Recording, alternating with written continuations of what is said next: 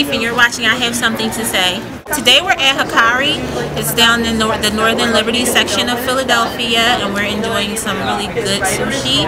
I tried the Avatar roll. It's deep fried sushi, and it has egg, salmon, tuna, and crab meat. It's a really weird combination, but it was awesome. They even sprinkled a little caviar on top for me, and I really enjoyed it. As you can see, I ate 3 pieces. So today we're going to start off talking about Beyonce and her tour. I was actually watching the Wendy Williams show last week, and she showed some footage, and her take on it was that Beyonce was being attacked. There's a part in the show where she decides to walk through the audience and just kind of let them be close to her, I guess. And it shows the fans like reaching out and grabbing her. Well, Wendy's take on it is that she was being attacked. She said that her fans were smacking her in the face and pulling her hair. It was so obvious they were like just trying to touch Beyonce. I guess they were treating her like Christ, you know, if they could just touch the hem of her garment, I don't know. It was very affectionate. You could tell from looking at the camera or the video that it was like affectionate. They just wanted to touch her, and I really don't understand why Wendy went there with it. I guess if it sounds good, she says it. And I also wanted to talk about those pictures of Blue that surfaced last week. Did you see those pictures of Blue? Yes, I did. This is Taisha. She's a guest co-host for today, so you'll get to enjoy both of us. Alright, so what I saw was a little son, honey. I don't want to say it because you know you get slammed. You will get slammed if you talk about Jay-Z and Beyonce. I don't discuss Jay-Z, just like I don't discuss religion and politics. I do not discuss Jay-Z. However, in this situation, I don't know, I can't side with the fans. The fans are like getting pissed off. Like, why you guys talk about Blue? She's beautiful. Nobody says she's not beautiful. However, she don't gotta look like a little boy. She look like a son. I almost feel like it's a joke. They're gonna come back and say, aha, we lied. She really a boy, I got a son. Like, she looks like a boy. What's wrong with some studs?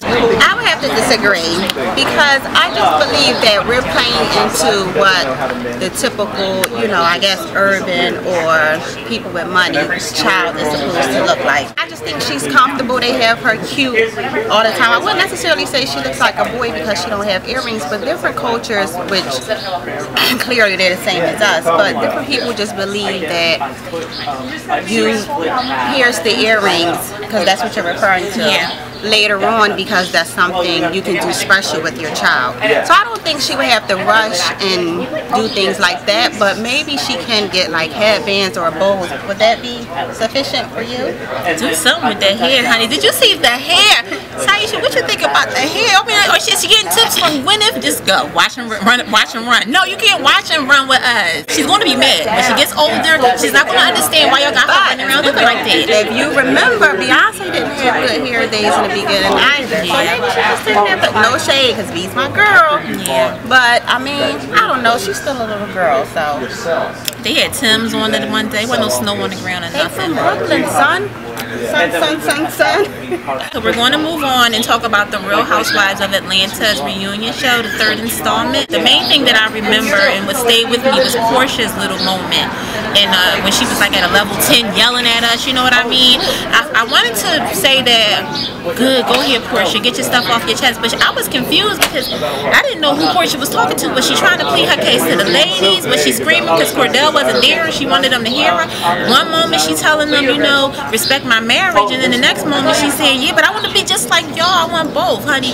What was going on? I think that there was trouble in paradise. I think that there was already trouble brewing on the scene at home, and she was pleading her case to her husband as well on that reunion show, and so sad she got served with divorce papers right after it. What you think, Ty? I would have to agree with you. I definitely believe she was going through something inside, and she was just venting it out, and she couldn't really voice what it really was that she was going through at home, so she just started lashing out at all the ladies. But I mean, what she said made sense because she spoke from the heart, but I definitely think, you know, the emotions at home affected her out at the reunion. And I also watched the after show. She was on Andy's show, and she basically admitted that she found out about the divorce on Twitter. She was saying that she woke up and her sister, texted like, "Did you see Twitter?" And it was on Twitter that Cordell was supposedly asking for a divorce. So then she says that she went on for herself, saw it, and got up and went in the next room to ask him if it was true. There you go, right there. Proves me and Taisha's point. There was trouble in paradise, because why y'all in two different rooms? Something was going on, and Cordell and his coward behind couldn't even talk to her and just honestly come to her and say, "Listen, this is what I'm going to do." Can't stand Cordell. He shouldn't have did that, because one thing I can say about Porsha, she stood by him, even through, serving the divorce papers and all of those things. To announce the separation or divorce through Twitter and him go talk to a lawyer with her not even knowing, that was just horrible. That was horrible to do to your wife. And then he's so into the church. You don't do that. You do not do that to your wife. You can say ass. He was in an ass. So did you guys hear that the divorce is finally final between Kim Kardashian and Kris Humphries? Go Kim. She finally got what she wanted. I heard he dropped the case. I'm pretty sure Kris had something to do with that, talking about Kris the mom. She probably gave him a couple dollars behind the scenes to shut him up, and so he can go ahead on his way. And I also heard that the court hearings and the proceedings were going to kind of mess up the playoffs with him and the Nets. So that's probably another reason why he just got over it. So that's good. She finally got her divorce, and I saw her out in New York with Kanye. And Jay-Z was there with him, so I guess they made up after he was acting like a little I don't even know what to call him over there in London at that concert. Yeah, they were all smiley and huggy, so that was nice to see. Do you guys like the way Kim is looking pregnant? I feel like you can't really make fun of a pregnant woman. I just respect the fact that she's still looking classy. But, I mean, she's already thick to begin with. She's, nice built, and she's already a thick woman. So, she's just trying to rock it the best way she can. It's just sad that she got to be tossed up against, the princess. Right. Yeah, they're pregnant at the same time. How about toss her up against her sister? Because Courtney smashes it every time. Why can't she teach Kim a little something? The minute like saying it's couture, she fails every time to me. It's not really about the size to me. It's what she's putting together. It looks a mess. Exactly. But to me, ever since she's been with Kanye, I think her style has gone down. I agree. When it was just, the three sisters and they was doing their thing with their fashion, they looked amazing. Yeah. But ever since, I don't know if she's trying to develop this urban or hip hop style. She just, I don't like it. It's always black and white and it's always leather. Remember when he came in the closet and did all that? Is that his influence? And Chloe said, don't do that. To me, it has absolutely nothing to do with weight gain. Kim is beautiful, but I mean, I know her and Courtney aren't the exact same size. They don't have the same shape. However, Courtney, she nailed both pregnancies. I mean, she always looks great, and I just think Kim is a constant failure. Those dresses and child, the other day they had her with the panties showing, going up the steps, child, the whole ass was out. I don't know. It was a mess. Kim, don't do that, and don't let Kanye West tell you what to do. He don't know nothing.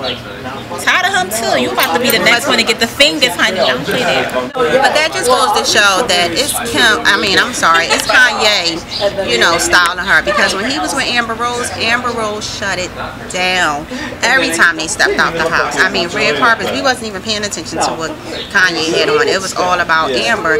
And now that he's with Kim, her style has gone down tremendously. Shut up. You think he want her to look bad? No, I don't think that. I think that they just trying to be this fashion force together, and it's just really not working. And Kanye West, if you really want to be like Beyonce and Jay-Z, they didn't do that. Yeah, Jay-Z did his own thing and Beyonce did. I know you want to be like him, Kanye.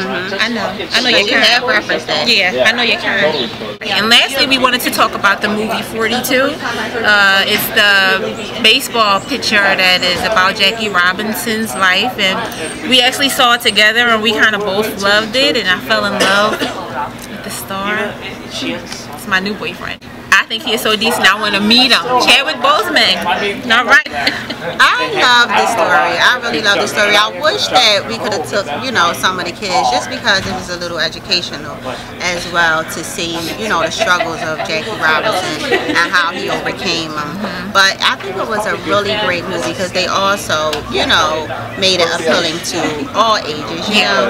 But it was a great movie. It really was. And he definitely kept his cool. I would have lost it like 5 times. He didn't lose it. He lost it in that corridor, honey, by himself. He had a moment, it came on out, baby. I would have tore that man up from Philadelphia to tore your ass up. In closing, come to Hikari. It's awesome. And also, subscribe to my blog. Comment. Tell your friend to tell a friend.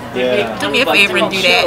I want to thank Fatima for having me today for her vlog. What a great time at the chat too. Boo. Thank you. See you guys soon. We should do like Jay-Z. We can go like that. No? All right.